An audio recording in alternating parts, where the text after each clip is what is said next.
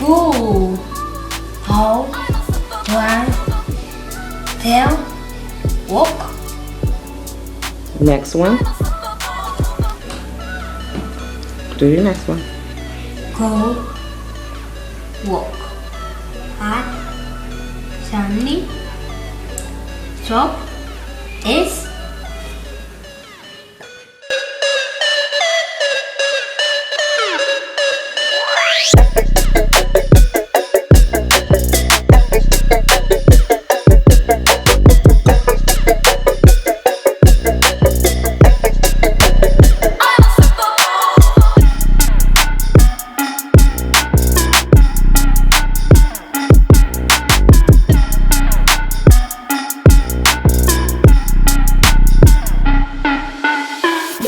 Unstoppable, yeah, unstoppable. I'm unstoppable, yeah, unstoppable. I'm unstoppable, yeah, unstoppable. I'm unstoppable, yeah, unstoppable.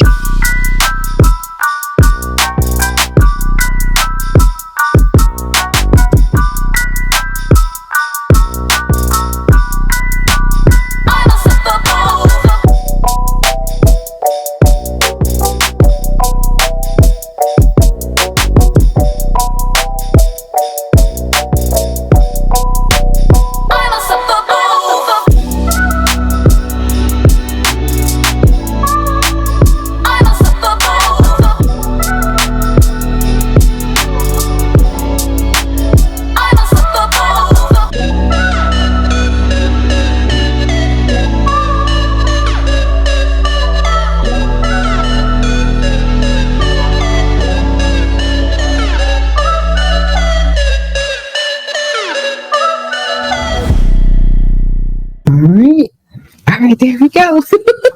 Okay. Oh my goodness. So, good afternoon, everybody. Today I am talking to a very, very special young lady that I met a long time ago, and I know her as MJ. She is my son's first teacher. And I was blessed to meet her because she did help me a lot on this autism journey when I first started out, because I was a mess. I didn't know what I was doing. So I want to introduce you to MJ. Hi, MJ. Hi. You did it? Oh, he's saying hi. Can you hear me? Yes, I hear you. Caleb's saying hi again. Yes. Oh, she's saying good. Okay, mommy recording. Thank you. So MJ, tell me a little bit about yourself. You can start off with, your professional career, where you started, how did you get into special ed? Okay. I did most of my college work at Appalachian, North Carolina, and with some graduate work at Catawba College and North Carolina State University, with various degrees in special education, preschool, special needs, severe, profound, mentoring, and I don't even remember the rest, but it just all pulled together for my job. I'm trying to think. I mean, this was how many years ago that I started teaching? I think I accidentally got into special ed with needing a job. And at that time, I went to a college and did a big questionnaire and to find out what I might be good at. So it sent me to Murdoch Center, which is an institution for those with all kinds of disabilities in North Carolina. And I started working with blind, deaf, and deaf-blind children. And it was like I was meant to be with these children. I mean, all the college in the world didn't really teach me what I had to feel it in my own being to be able to work with them. And so that just got me started. And then I went to Raleigh and worked with a Tammy Lynn Center, which was with special needs children. Then I ended up in Salisbury. I was there for a number of years, and then Winston-Salem. So I had 40 years of working with children. Okay, I was about to ask you that. Like, how many years total was it? That's a long time. Yeah. The first 20 years, I worked with children that were labeled then as severe, profound, physically and cognitively disabled. Mm-hmm. And I worked 20 years with them. And then I came to Winston-Salem and started with my preschool class for 20 years. And preschool was my love. I love preschoolers. Speaking of that, I have something to show you. Oh, do? Yes, I want to see if you remember this picture. Hold on 1 second. I was doing some digging, and I came across this picture.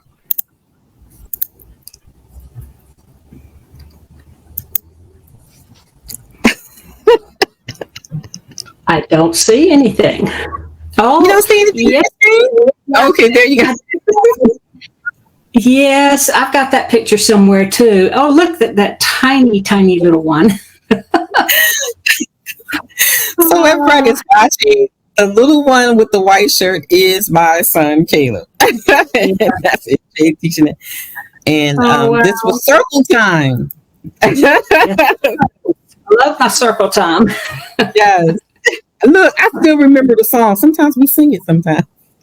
Oh, good. You know, sometimes I do.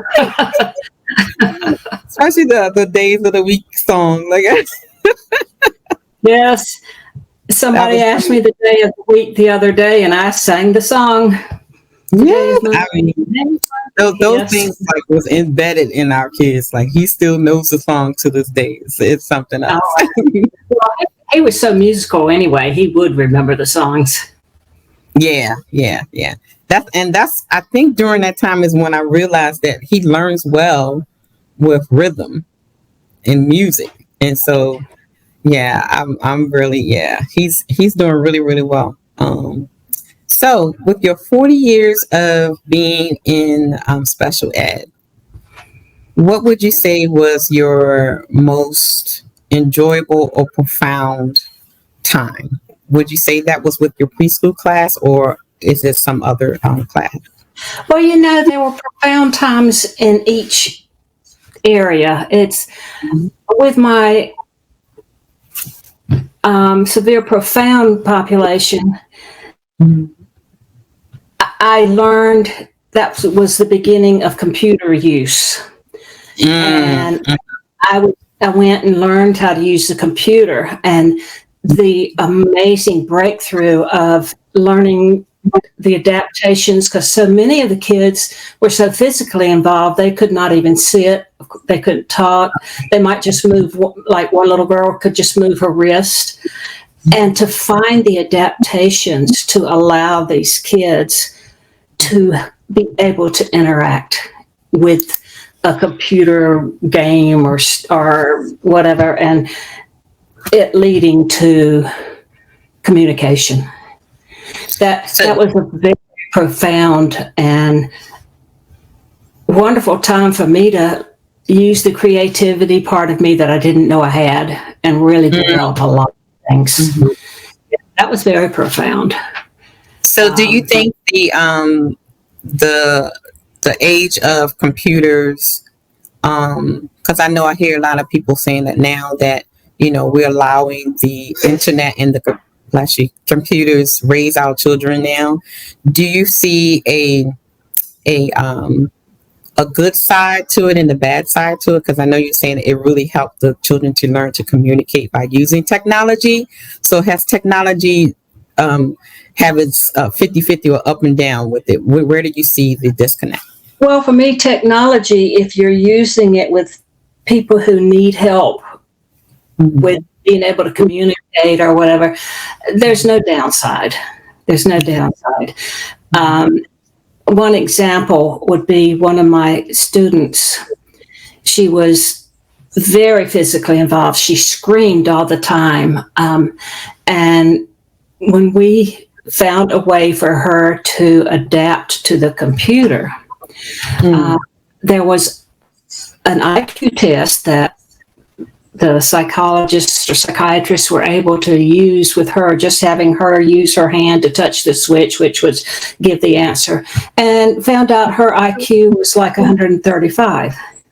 This was a 6-7-year-old whose psychological read IQ less than 10. I mean, see, I never would read those things. Right. And we had to explain to the parents that they needed to be prepared for her to say things that would hurt their feelings, that would make them really sad. And she really had a lot to say. I mean, this wasn't in the matter of months. It took really years to get there. But she wanted things she couldn't have because she was so totally disabled. So, I always recommend. I know people worry that using a computer would make it harder for the kids to learn to talk. Right. I never found that, because it was such a freedom for them to be able to communicate, that then it made it easier for them to find their voice. So right. Yeah. But preschoolers, I love preschoolers. So preschool second. First of all, I was the age of a child, but I never was a child. I was only a little adult child. Yeah. And I loved learning about toys and books. Oh my goodness, children's books, and having those available and seeing the kids enjoy the books. But somehow it's like I could relate to my preschoolers really well, because I could see into, I had a feeling for what they might be going through or having been through, or because there were children there that had been abused, and that was very important for me to know that I was able to be with these children and provide them a safe environment. And the different thoughts on how to teach children, I would get into that with my superiors. That's one of the questions I want to ask you a little bit. Okay. Like, did you have? Because I love the way you were interacting with our kids and how you were teaching them. Because that was one of my biggest fears. Putting Caleb into the school system was that, because I found throughout the years, sometimes teachers doesn't have the patience to actually learn each child's learning style. Right. Or how to structure your class in order to accommodate all of your little ones. So did you get a lot of pushback on how you structured your classroom or how you interacted with the children? Not really, unless there was a parent or family that was so determined that their child be taught in a certain way, a very specific way. And their way had some merit, but it needed to be sort of melded in and meshed in with my way. Right. I was pushed to tell them that I would do it exactly how they wanted it done. And the parents insisted that I go to a workshop so I could learn what they wanted. Well, You wouldn't have won because I did that workshop. And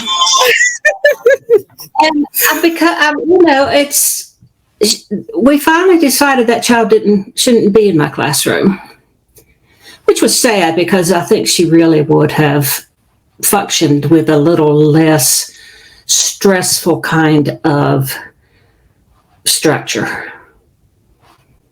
I believe we all need our structure, but there are ways to have structure that make it less stressful for the children. It's like, first of all, I knew right away that I couldn't expect parents to have a very strict, structured menu at home. That's not life. That's not real life. And it was important for me to pay more attention to how I speak to kids, just using a few words. And I would deliberately put changes in the day without warning so that they could learn that changes do occur. And right. Learning specific phrases, that's important, not give reasons or whatever, like saying, we're going to change now. And it takes a while to learn that, but I really enjoyed finding my way of helping them show how much they knew. Yeah. I know, like for me, I learned a lot from you because a lot of things that you incorporated in the classroom, I started doing at home. Oh, wonderful! Yes. Yeah. So that helped me a lot.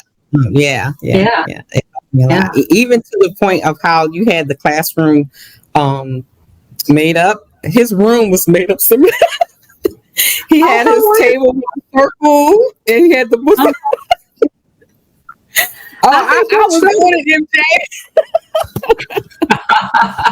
Whatever works, I was going to do it. Right. Yeah, whatever works, I was going to do it. Yeah.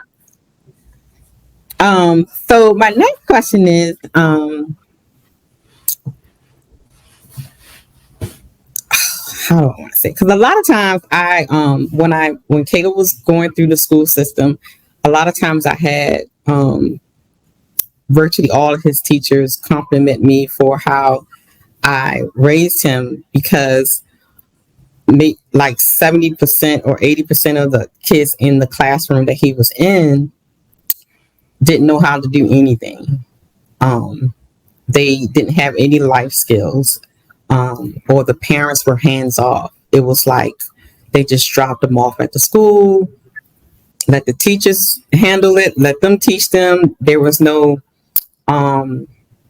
teamwork, because like in every school that he's been in the classroom, I kind of try to create a collaboration with the teacher, so that whatever that she's doing or he's doing in the classroom, I was doing it at home as well. So it was some type of structure, because whatever was working in the classroom, I wanted him to do it at home as well, so that I can continue to teach him at home. And I find a lot of times that I hear, and I see it too, a lot of parents are hands off. They're not really involved in their child's life. They just, drop them off, and whatever they learn in school, that's what they learn. And they're not learning any type of life skills or anything.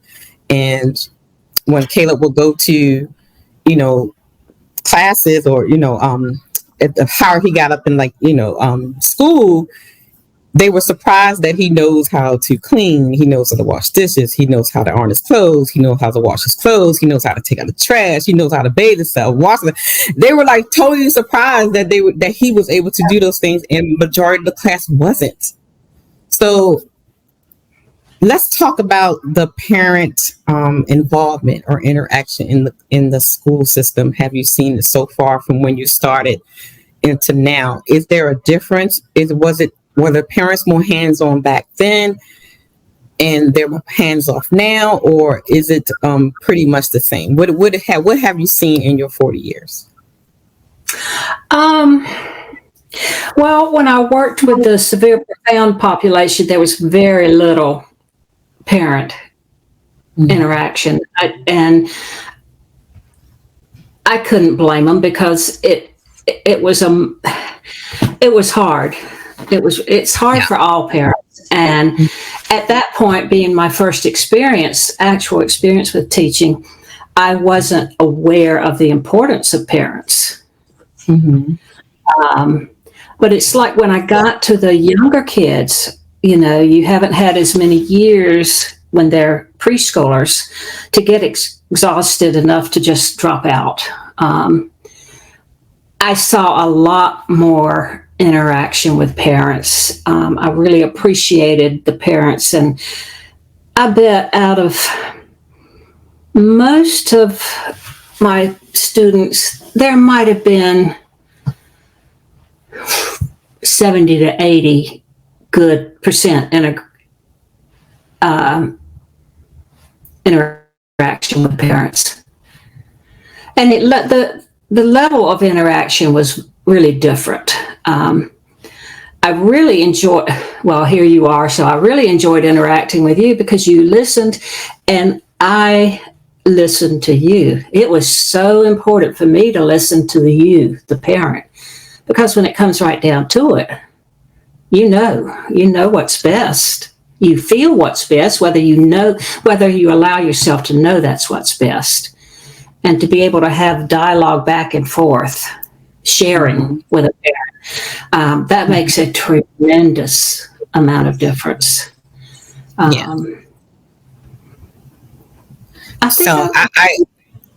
remember, I don't know if you remember this, but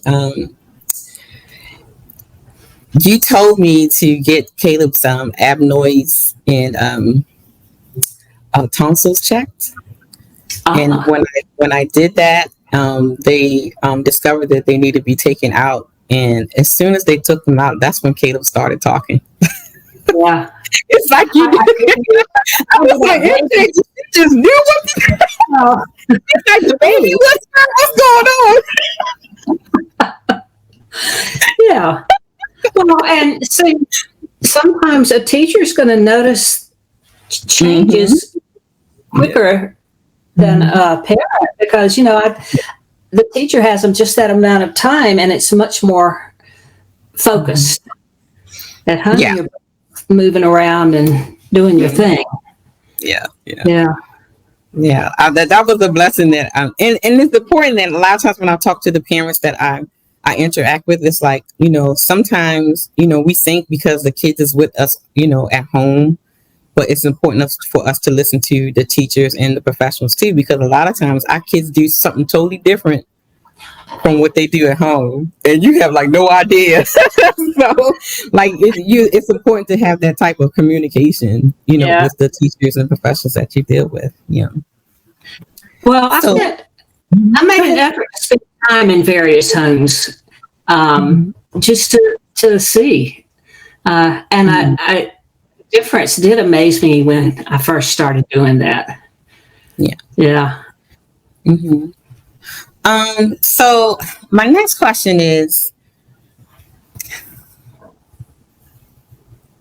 when you were in school for, training, and what, because a lot of times people are saying, like, because I'm gonna tell you, when Caleb was diagnosed, I had no clue what autism was. Like, the word was new to me when the doctor gave me the diagnosis. I was like, what is autism? What is that? You know what I mean?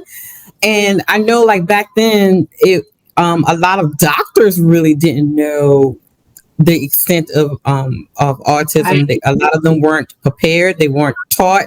So what kind of training did you actually get to kind of conform to this spread of autism?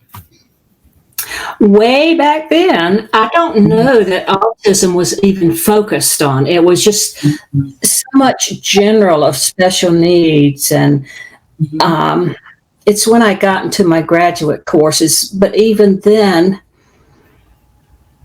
what I was taught didn't guide me in my way of teaching.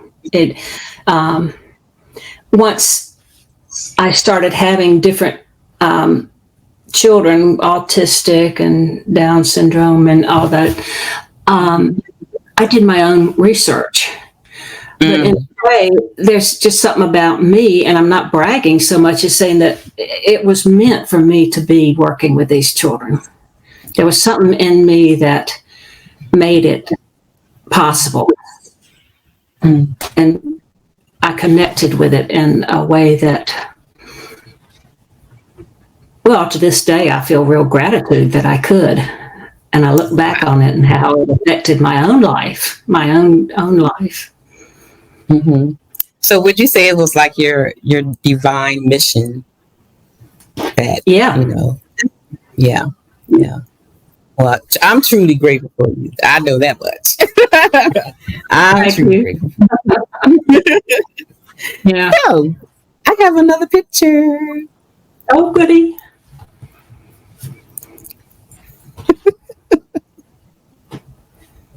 Can you see it?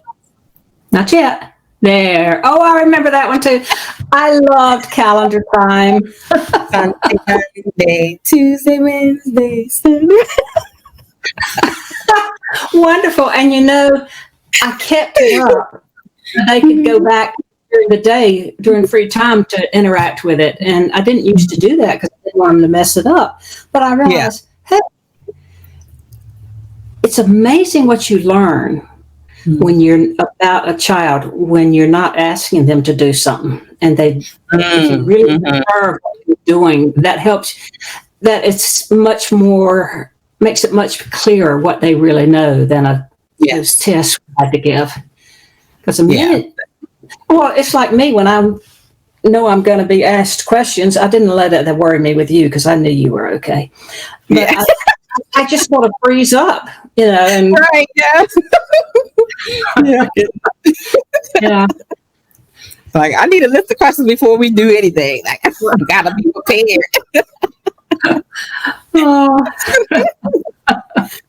Oh my goodness.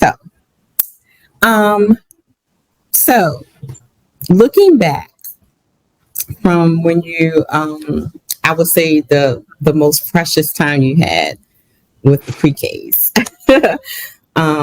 and what you see in society today when it comes to teaching and just raising our babies or our, autistic children.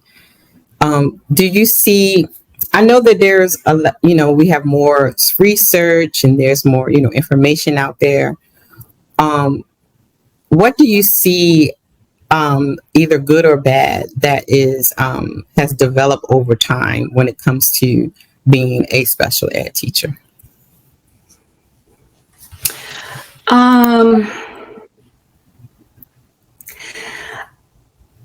I can't say that it's all that different. I think the reason I retired when I did, I could have worked 10 more years, was the bureaucracy.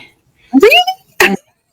I mean, I couldn't deal with the bureaucracy anymore. I didn't like being asked to do things that weren't right for me to do. Can you share on one of the things that you didn't agree with? To tell, the same example I used before was to tell parents that I was going to do it their way, and put up the charts they wanted, and it didn't matter if I did it or not. That's not the way. That's just when higher up allows you to just do it your way or whatever, and say to the parents the line. Okay.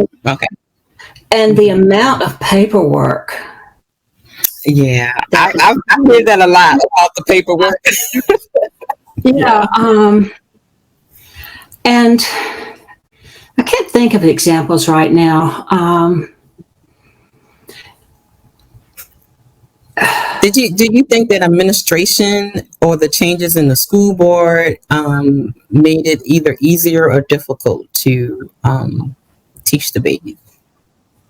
I think that for a long time, special ed, at least my class, well, they knew I was a good teacher, but my class wasn't bothered for so long. I mean, they needed their monies to go elsewhere. See, everything in my classroom, 90% of what was in my classroom, I bought myself.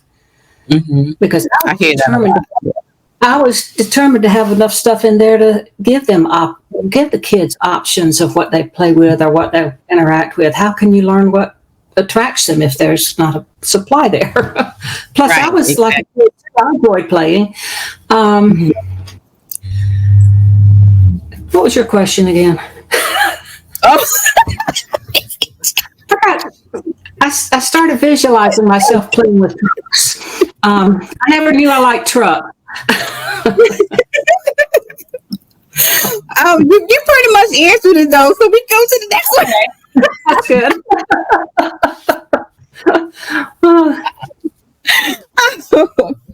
So, what was the other question? It was something similar to that, but I was thinking, when I don't know if you seen a lot in the news where a lot of the paraprofessionals have been like charged with mistreating the children. I've seen that. I mean, I have seen it personally. And so, what are your thoughts about that? I have some very strong thoughts.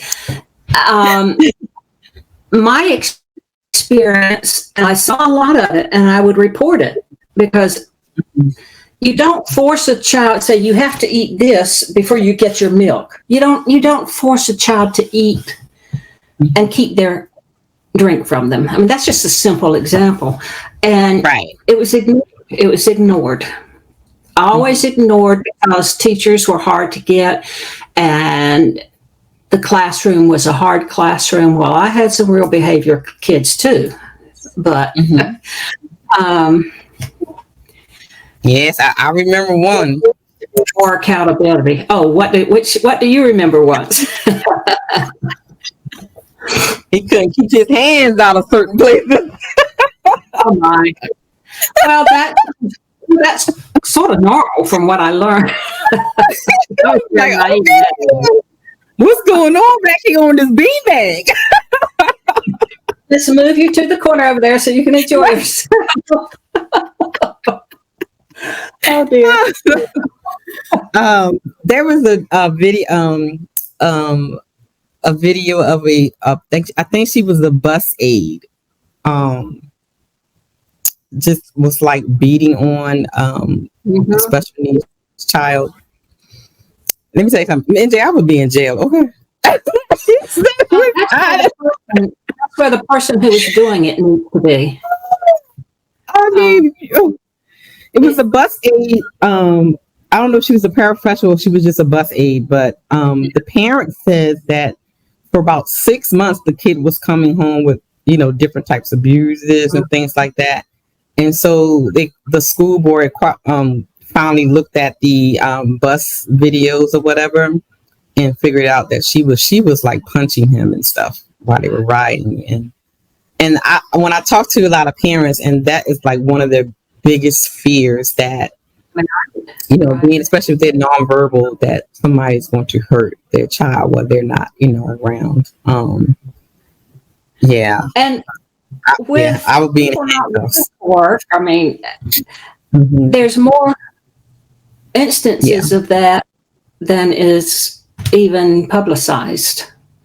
People lose their temper, or some children can have such bad behaviors, and you just sort of snap. And there was something in me that kept me calm. I don't know, maybe because of my childhood, but I don't know what we can do about that other than for parents to be vigilant. Well, and then, you just hit on something, and that's one of the things I really, really want to get into, is the behaviors, where people, not just the teachers or but even parents, are not taught how to deal with the types of behaviors that their child may have. And so they get overwhelmed and frustrated, and then that's when they just blow up. And that's one of my initiatives, is that, when we get the diagnosis, we always focusing on the child, but nobody's really focusing on the parents or the caregivers. Yeah. Like, they need instructions and care and training as well, so my feeling is, the child needs early intervention, and so does the parent. It should be a total. I mean, it should be mother and child together. I mean, just, Yes. Yeah. and I know for a while we had the parent of one of my students who set up his own training for people to work with autistic kids. He was the father of an autistic kid with similar behaviors. And it grew, and he had people who would go into the homes to help the families and all. But even then, people are really good at hiding their frustration, and then when they're alone, you don't know what's going on, because that happened with a few of the people he had hired. I don't know how you deal with. I don't know how to change that. Yeah. Yeah, and I can say for like in my community, the Black community, it's more or less, you don't say anything, you don't reach out because, therapy is like taboo, in the Black community. Or therapy. I enjoy my therapy. Like whatever goes on in this house, saying nothing, or a lot of, it's sad to say that a lot of grandparents are raising the great grandkids, and they are not knowledgeable, and they are old school thinking, oh, he's just bad, just beat it out of him. You know what I mean? Or just punish it out of him. But that's not what's happening. They just don't have the education or training to go in. And then you have the parents that just hands off, especially when I found like, when I'm talking to a lot of young parents, it's like they have these kids so young, and then the child turns out to have a disability. That's another thing piled on having the baby so young. They're immature in the mind, and then it's piled on that this child have a disability. And so it's like they just lose it, and they don't know what to do. And so, I mean, I even had one young lady that she just literally leaves her kid in the room all day because she just couldn't handle it. And it's like, it was like taboo to actually reach out for help. And I don't, and that's one thing I don't understand. Like if you're ask somebody, research, Google, Yeah, and see, in my mind, you're right there, and you're doing what I wish other people would do, getting it out there. And you yourself, you didn't allow things to just stand still with Caleb. You fought for Caleb. Exactly. Yeah. Hard to fight for Caleb. And mothers groups. At one point I was considering doing a once a month kind of mothers group with the kids there and just interacting, but the school system would not allow it. Oh, okay. But just a kind of like a AA meeting, Yeah, and it's needed because like I have a 24-hour hotline, and I tell them like, look, if at any point you feel like you are that frustrated where you feel like you would ignore your child or neglect your child or hurt your child, call me. Yeah, call me so that I can help you bring it down and calm down and think. Yeah. So. And I think that's what's missing with a lot of, especially these young parents, because let's be honest, they do not have no patience. Well, they didn't have time to develop no patience. Right. So I can see why they can just be like, I'm not dealing with this. Yeah. Right. Right. So I think having like, the groups getting together but then you have to think about a lot of people is like, I'm so shy, I don't want people to know my business, I don't want people to look at me a certain way, to know that I'm having these thoughts. Because when I tell my story all the time, I tell them when my son first was diagnosed with autism, I was out of it. I was super depressed, severely depressed, to the point I want to kill us both, and I'm not afraid to tell it. That's how bad it was. Because I didn't have the knowledge of what autism was or what caused it at the time and stuff like that. I blame myself. like this is my fault, Of course, that's what the parents going to think. Yeah, yeah. And so, now that when I'm teaching a class or something, I talk to the parents about, you're going to go through the stages of grief, just like if you're mourning the death, because in actuality, you are kind of mourning the death, because when you have this baby inside you and you envision what you want them to be when they grow up and stuff, and then you're hit with a dagger that's saying that no, they will not. Yeah, it's a death of those hopes and visions of your life with your child. Exactly. Yeah. So you have to go through it, and I think that's where a lot of people get stuck. I hear a lot of parents, they still in denial, and because our babies have a look. Like if I'm in the store and I see a little kid, they got that look. I know. Yeah. Yeah. And you have some parents that are in denial. Yeah. They're in denial. They won't get them tested. They won't get them help because they figure, he'll grow out of it. He'll grow out of it. Yeah. Yeah. Speaking of that, did you get a lot of that type of attitude with parents? They're not that accepting of their child being special needs, so they're kind of defiant or kind of, giving you a lot of pushback on any help that you try to get them? Evidently, because I remember there was enough that I would remember that as when it first started, I just, that naive part of me just couldn't understand. But the more I got involved with the students, and even with my severe profound students, I would provide respite to the parents, and I would keep them. I would go to their homes and stay for a week or so, and get him to school and all that sort of stuff. So I was able to develop more of a compassion for that's where they are now, and all I can do is keep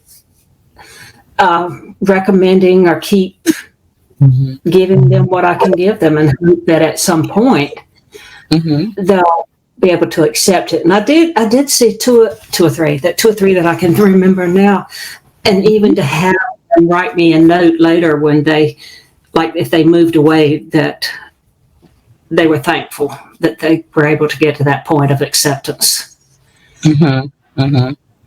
Yeah, sometimes it takes longer for some, and some of us grasp it right away because we know we have to get to work. Yeah, and right. It takes them a long time. Yeah. What was my other question? Now that you're retired, what have you been doing? Are you still, active in the community when it comes to special ed, or are you just like, okay, I'm just relaxing now? Well, I'll tell you, when I retired, I told them not to expect to see me come back because they were sure I'd come back. And it wasn't because I didn't want to see the kids. I had this high ego that nobody could take care of my kids as good as I could. And of course, there are people out there that could. But I didn't want to go into the classroom and see things not good. Yeah. I wanted to remember the classroom. I didn't like that teacher when you left. I ain't like that teacher. Well, she was young. Yes. I was so glad I was moving. Like, man, this lady gonna battle it out. I did that once, and the vibe I got bothered me, so I didn't stay. But yeah. Everybody has their own way, and they can still be effective. And I finally realized that. I was like, you are no MJ, okay? Like, well, that was not fair for her. I mean, after all, lady. I was in my 30th year of teaching, so what can you say? Hopefully I learned something. Oh my goodness. I'm not necessarily I'm not really in the quote special ed field, but first of all, I've spent a lot of time in therapy to find my own truth, to find my own self. I had a very traumatic life until age 30.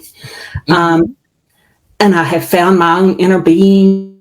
I love myself. I love my body. I call myself a goddess. And I am in community with so many people who are on their own journeys, finding their truths. And I'm considered kind of a wise woman in that they like to listen to me because I just sit and talk about my past. Kind of like, I don't mind saying the truth and how horrible it was and all. And these people are at the place where it's helpful to tell my story in these communities because it gives them hope. It makes them realize that all the pain and whatever that you go through on this journey, which you do, it makes a difference. It does. You can't, the gratitude just gets deeper and deeper the more you go deeper into your own story and your own self. And I'm doing a lot of work with art. I do process art, and people call me an art therapist, but I'm not legally an art therapist. But I working with families or single people, one at a time. I've got a mother and daughter team that comes for their art therapy, and it's the process of sitting still, quieting our mind, relaxing our bodies. And I always start with ink painting because you can't make a picture like you want to make with ink painting. It's all, you just put it and it comes to. And helping them allow themselves to just do what their hands want to do. And their mind picking up and just getting involved in that process. It's amazing how cathartic and how excited people get when they finally realize, hey, I don't have to have, quote, talent in this. I can do this and have a beautiful picture. Exactly. I might need to do that because I'll be on 10 every day. And I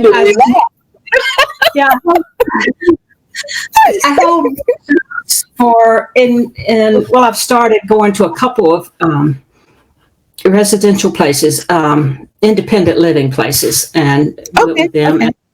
Yeah. I've worked with people with Alzheimer's and dementia, and I'm really good with them. It's like we connect, and for some reason, one person kept saying, "Oh, this looks like," and then she do, "Oh, this looks like," because she doesn't remember that she's already said that, and it's just it doesn't bother me the least bit. I just said, "Wow," so something I really enjoy.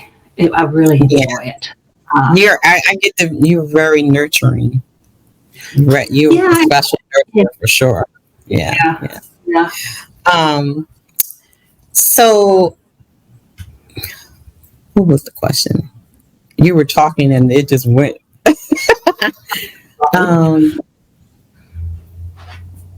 Oh yes. So you know that Mr. Caleb is 21 now, right? Yes. So now I'm navigating into the transition to adulthood. Yep. That stage. Do you have any recommendations or any tidbits for us parents that our kids are moving into the third part of their life? On the spectrum. Well, I would love to think that every place had their communities where our autistic kids and higher function. I consider Caleb to be a higher function. I mean, really, he can take care of himself up to a point. And where they can move in and be like their own little apartment with ongoing staff there. And I've read about one place, and I don't remember where, that and I've seen on Facebook occasionally where that was really working. But there again, you have to worry about the staff or. Yeah, that's that's my number one worry, because I got bail money. Okay, I'm going. Yeah. I'm going to jail. You mess with my baby. So, how about jobs around there? Are they open to hiring or having? I know. Okay, so when I was in Baltimore, they have several programs where like they train them to do jobs and things like that. And so I'm in Louisiana, so the parish where I am now, not so much. Actually, it's not much services here. But if you go outside into Baton Rouge, they have more services there for our kids. But however, because Caleb is so, everybody knows Caleb around here, Right. and so high functioning that they know that if you just give him a routine or tell him what to do, he'll do it. So he will be working, since he likes to put things in order. Yeah. So he'll be working at a store stocking. So that'll be his first job. So I'm excited. Oh, wonderful, wonderful. And here in Winston, it's been within the last year, I don't know, maybe they're parents of children with Down syndrome and autism and whatever, and they started a coffee shop because coffee is very popular. Okay, wonderful. Yeah. And have pastries made by some of the places around here in Winston, and they hire only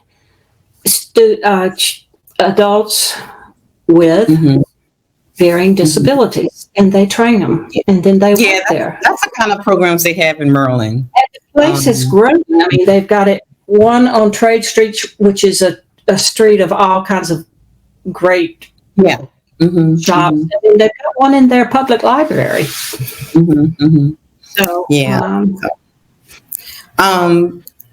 with the transition now, one thing I kind of worry about is what if something happens to me? Yeah. What if something happens to both me and my husband? What then? What happens to Caleb? You know what I mean? So that's always been a thought in my head. Write down, and just really talked it out. And what would be your ideal? Are there? I've just recently been planning my death, when my body dies, and I did some workshops to learn everything I needed to take into account, and I've really had kind of fun planning it because it's just for me. I get to be buried. I don't have to be embalmed. I mean, I'm going to do it my way. Oh my. Where do you start with getting information? I guess if you know someone in social services, just to talk to. I've been compiling some information. Yeah, and I've been compiling some information, and I have went to a couple of seminars, and I'm actually going to regurgitate the things that I've learned, because I didn't know that when Caleb got of age, I am supposed to have guardianship of him now. Because I knew that, but I hadn't thought about it. Yeah, so I had to apply for guardianship of him now because he's an adult. Yeah. So I learned a lot, and so I will be sharing that information. I'm compiling everything together to do a presentation for my autism. Yeah, because it was like 10 of us sitting at the table, and we was like, what? Like, we didn't know. Like, it was, so I'm quite sure it wasn't just us 10 did not know that we were supposed to get guardianship over our own kids. So I guess because they're not considered a kid anymore. So yeah. Are there any group homes in your area? not here. They will be in New Orleans or Baton Rouge. So, but they're so what I was, and I don't want to put me in group home. So I have to. one of the options I was thinking about is, so if we build the house and then we just build a separate, like, what do you call it? In-law type situation, Yeah. where he would have his own little kitchen, living room. You know, he would have like a little space. Yeah. I was going to say build a tiny house right in the backyard. Exactly. Yeah, that's what we're talking about. So he'll have access to us, and we'll have access to him if something is wrong or something like that. And like now, like Caleb child, like he told me the other day, he a grown man. I said, okay, Mr. Grown Man. Well, 21, he can drink now. Like, you don't tell me I'm a grown man. Okay. I should treat you like a grown man. Like, you know, like now, I mean, he does, of course, you know, he does his thing. He breakfast, lunch, dinner, he does, you know, he does all his things. He doesn't, you know, need any assistance from me for anything. Like I can leave and go to New Orleans and come back. And then I have security everywhere. So if I need to check to see what's going on, make sure the house is okay, you know, he's that independent. The fact that he's already in that level of functioning, it's like, should you die, and he had his own place with that, like that, and I'm sure there's a way that some service or whatever would check in. Just to see how things- I mean, is it something like when you have like a home health nurse or something? Is that what you're talking about? Yeah, okay. Maybe that's what I'm thinking. Or even friends or whatever that you know. Because if you fix his own space, he has time to adjust to being in his own space. He'll probably love it. I can stop barging in his room. What you doing, Caleb? See, that way you're avoiding a major change if he's already in a place where he can live and have people come by, because it's going to be a major change should you die. Well, you will die one day, but yeah. Now I know here there is I used to work there. There is some apartments that are made for people on disability. And I remember there is a young man that was living there. He was on the spectrum, but he was living by himself. And what would happen is, his mom will come and, you know, stock up the fridge, you know, for, you know, whatever he needs, the toiletries and all that. But he was there, you know, he was there by himself the whole time. And, you know, his mom or sister would come in to check on him or take him out or something like that. But he was basically living on his own, just chilling, playing his PlayStation all day. But he had his own little life, his own little space, and evidently was happy, or he would have gotten into some kind of trouble, I guess. Yeah, he had like a little the efficiency apartment, so it was like you know, just a small bedroom and stuff, and it was just what he needs. But it's going to be interesting to see, you know, Caleb get older and So I'm excited, and then I'm kind of scared too. Of course. How does a mom really let go?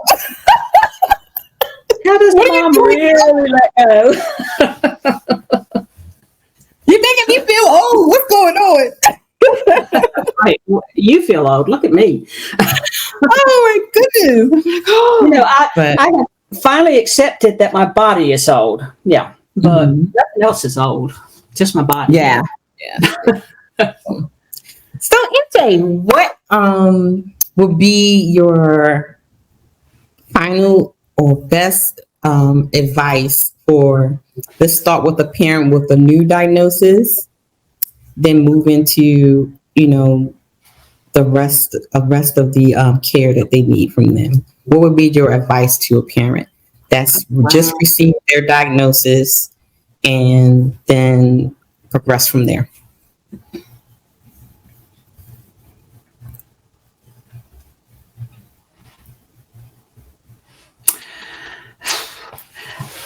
There's so many things involved. The first thing I think is to feel relaxed and at ease with the baby. Hold that baby, whether he wants to be held or not. Hold him, rub him, caress him. If he doesn't, she doesn't want to be. When they're infants, it's hard to know. So they won't know till probably 2 or so, but continue to treat him as a little kid. I mean, as you would a kid. Pay attention to. Now, see this. I'm getting wordy, and you don't want to be wordy. You want to.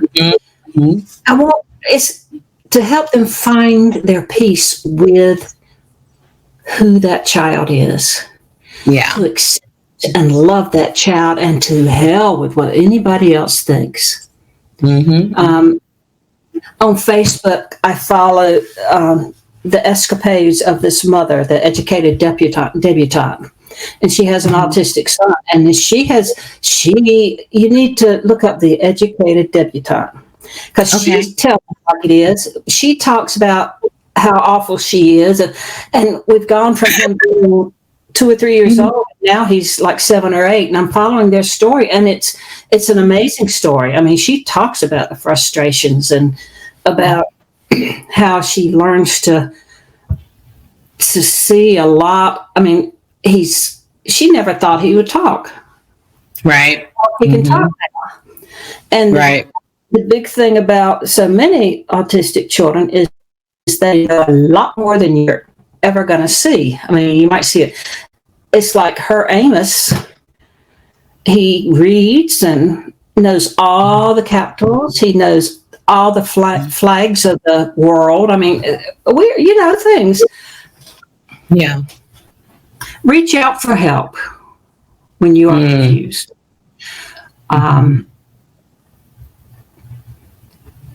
That's a big one. So a doctor, if they ever get the test and he's diagnosed, they'll give her information and have her, read it, look at it, and feel into what it's telling you. I'm real big on letting your body tell you. We and mothers especially have that intuition. Yes. Yeah. I don't know that I would be able to tell her something other than I'm right here, and I'll be glad to keep up with you and be a part of this with you. Because there's so many things that you can't even imagine coming up that might get in the way or whatever. Live in the moment is my new philosophy for myself, and instead of worrying about the future. Yeah, that's another big one. Especially with parents who worry about the future instead of just embracing what's happening right now. I don't see you worrying so much as anticipating. There are things that sometimes good to have some information, because there are things you have to pay attention to in the future. But it's like with me, day by day is fine. Right. I'm alone. I don't have responsibilities. I'm going to Greece in June. So I'm traveling one last time. This is going to be my hoorah travel. Ooh. Oh my. Take lots of pictures. Settle in. And, I have people call me and want me to do this or that related to some art stuff. And I'm getting ready to start a group of women to do embodiment work and embrace our bodies and our souls. So, and I think all my work as a teacher has given me so much within me that it has enabled me to get to this point. Would you say, do you feel that you have fulfilled your mission, or you still have work to do? I'm always looking out for more and more depth, looking for the depth within me. I've got a mentor, and it's not therapy or whatever, but we talk about what's going on or how I'm feeling. And I love recognizing emotions. I love sitting with an emotion. And even if it's intense, I love being able to sit with it and allow it to move through me. And that's how I get into more and more depth. So it's really, my mission is to be who I am and to be open to whatever comes to me and to surrender. Allow. So whatever, something else may come up that I have to do, like this trip to Greece, but I'm not anticipating. You gonna take that long flight, MJ? I'm scared of planes. I mean, I'll get on it, but knock me out. But see, this is 3 weeks at Corfu, Greece, and it's with women from all over the world. And we'll be doing, it's called the Awakening Women. And we'll be doing all the embodiment and meditation. And it's just 3 weeks of being in connection with goddesses from all over the world. I love meeting new people. Yeah.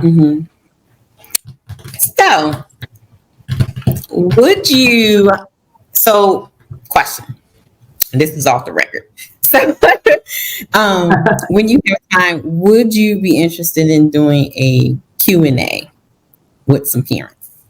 They have like questions about the putting their kid in school, the process, what should happen, what should not happen, early intervention, just whatever kind of questions that a parent may have, what they just have, Well, sure. And if I don't have an answer, I'll say, well, I'm not sure. Let me think a minute. Right. I mean, let me direct you to this. I mean, I think a lot of parents just have it's not even a lot of technical stuff they want to know. Yeah.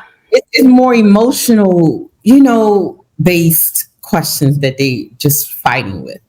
Yeah. Yeah. So. I think I could get into that. Okay. I think I've got enough ease about myself that maybe I won't look too. What? What's that?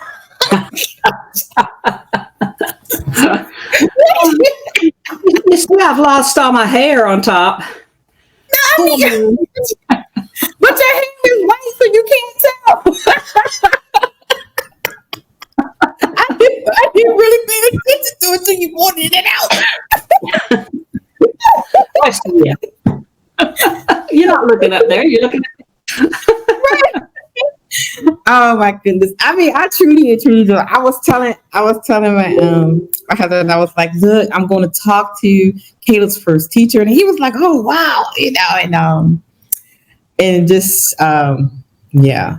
I just want to say I truly thank God for you, because I don't know if I didn't meet you, and when I did, and Caleb started to go to that class, I truly believe the outcome probably would have been different.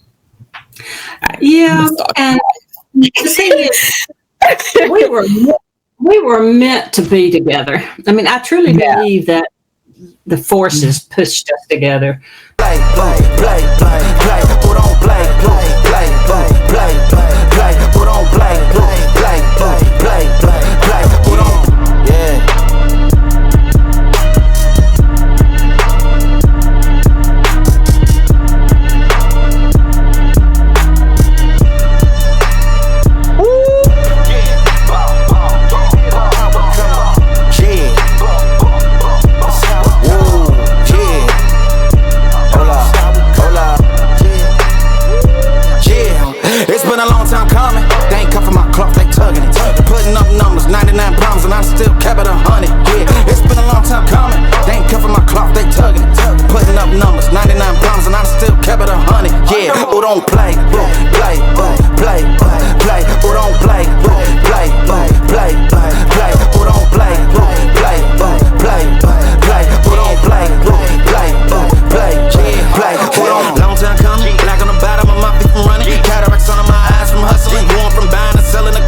run up the business. God is my witness. Sun up to sun up from Monday to Sunday. We maxing our limits. My mind running like Tom Cruise on an action movie. Moving a mission. They say that I'm tripping. I've been told I need a vacation. I'm finessing a visit. First class, my feet up high in the air on business. Yeah. Travel this city, your city ain't working. It's all for nothing. She told me don't let up. It's on us to make it. It's on us to crush it. Now it's gonna take some just to make some. So put that in your budget. Yeah. Can't keep moving your dreams for cheap when you ain't even budging. What got you bugging? Make you a play. Don't be scared of religion. You made it from nothing. Then figure out your clutching. Everything you want in front of you ain't no discussion. Look, it's been a long time coming. They ain't cuffing my cloth. They tugging. Putting up numbers, 99 pounds, and I still kept it 100. Yeah. It's been a long time coming. They ain't cuffing my cloth. They tugging. Putting up numbers, 99 pounds, and I still kept it 100. Yeah. Who don't play?